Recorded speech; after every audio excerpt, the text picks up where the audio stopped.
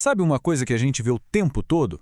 As pessoas pegando as manchetes de hoje. Guerras, tecnologias novas, crises políticas e tentando encaixar tudo em profecias bíblicas. Mas, e se a verdadeira profecia não estiver no noticiário? E se ela apontar para um plano totalmente diferente? Vamos explorar essa outra maneira de enxergar as Escrituras. Essa é a grande questão, não é? A gente vê uma crise global, uma nova tecnologia surgindo, e a pergunta vem quase na hora. Será que é isso? Será que estamos testemunhando a profecia se cumprindo ali ao vivo, na tela da TV? E olha, essa busca geralmente vem de um lugar bom, de um desejo sincero de entender as Escrituras, de conectar a fé com o mundo em que vivemos. Só que a análise que vamos fazer agora propõe uma virada de chave. E se o mais importante não for o que a gente vê, mas justamente o que a gente não vê? Então vamos lá, a primeira parte da nossa conversa é sobre isso. Um reino que não é deste mundo. O ponto de partida para essa nova perspectiva é entender que o reino de Deus simplesmente não joga com as regras do nosso mundo. Pensa um pouco.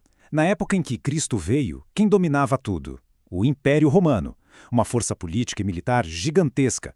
No entanto, ele nunca se meteu em luta política, nunca organizou uma rebelião militar contra Roma. O foco dele era outro, completamente diferente. E aqui está o pulo do gato. Essa frase, dita lá diante de Pôncio Pilatos, traça uma linha muito clara no chão. De um lado, os reinos daqui, com suas políticas e guerras. Do outro, o reino espiritual que ele veio começar. São realidades diferentes. Pois é, se o reino é espiritual, faz todo sentido que as profecias sobre esse reino também tenham um foco espiritual, certo? Talvez, ao focar demais nas manchetes de política internacional, a gente acabe perdendo o verdadeiro sentido do que foi profetizado. E tem outro ponto central na missão de Cristo. Ele transformou completamente a ideia de adoração. Não se tratava mais de um lugar físico, de um templo de pedra ou de rituais e sacrifícios. A ideia era levar tudo para o campo espiritual. Olhar para a profecia de forma literal, presa a eventos terrenos, seria como dar um passo para trás, voltar para um sistema que ele mesmo veio substituir. Essa citação aqui, ela resume tudo. Se a adoração agora é em espírito e em verdade, isso quer dizer que a conexão com Deus acontece num nível espiritual, não material. E a pergunta que fica é, se a adoração mudou de forma tão radical, por que a interpretação das profecias sobre o reino de Deus continuaria presa ao mundo físico? Ok, agora vamos para a segunda parte, as guerras espirituais. Com essa lente espiritual na mão, como é que a gente pode reler algumas das profecias mais famosas? Vamos pegar um exemplo clássico. A profecia sobre guerras e rumores de guerras é, talvez, uma das mais conhecidas, e a interpretação mais comum liga isso na hora a conflitos militares, literais, entre países. Mas, e se o significado for mais profundo e totalmente espiritual? Olha só que interessante a diferença que essa tabela mostra. De um lado, a visão literal, focada em exércitos, fronteiras, conflitos que a gente vê no jornal. Do outro, uma visão espiritual, que enxerga uma guerra invisível, mas constante. O confronto entre a verdade de Deus e os sistemas do mundo, religiosos ou não, que vão contra ela. E essa guerra espiritual não é uma ideia abstrata, não.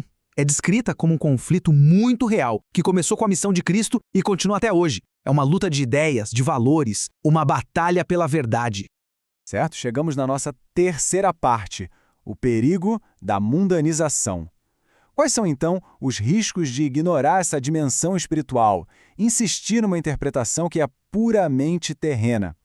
A fonte que estamos analisando chama esse risco de mundanização. É basicamente o ato de pegar algo que é essencialmente espiritual e reduzi-lo a eventos políticos, materiais, tirando todo o significado mais profundo da coisa. E o mais curioso é que esse não é um erro novo. Na verdade, é o mesmíssimo erro dos líderes religiosos da época de Jesus. Eles estavam esperando um Messias político, um rei guerreiro que ia libertar a nação de Roma. E justamente por estarem presos a essa visão mundana, eles não conseguiram reconhecer o Salvador espiritual que estava bem na frente deles. Então, o ponto crucial é este. Ao focar demais nos eventos passageiros do mundo, corre-se o risco de perder o principal, a essência espiritual e eterna do Evangelho. No fim, a gente acaba usando as profecias de uma forma para a qual elas talvez nunca foram destinadas. Essa passagem parece que foi feita para resumir essa conversa. As coisas que a gente vê são passageiras. As que não se veem são eternas. A proposta desta análise é que as profecias foram dadas para nos ajudar a focar no eterno, não no temporal. No final das contas, o propósito das profecias não seria funcionar como um jornal do futuro, sabe? Para satisfazer nossa curiosidade sobre política ou tecnologia. Em vez disso, elas serviriam como uma janela para o plano espiritual e eterno de Deus, nos guiando em esperança. E a gente termina com essa pergunta, que fica como uma reflexão. Para onde a nossa atenção está realmente direcionada? Para os reinos passageiros deste mundo, com suas manchetes diárias?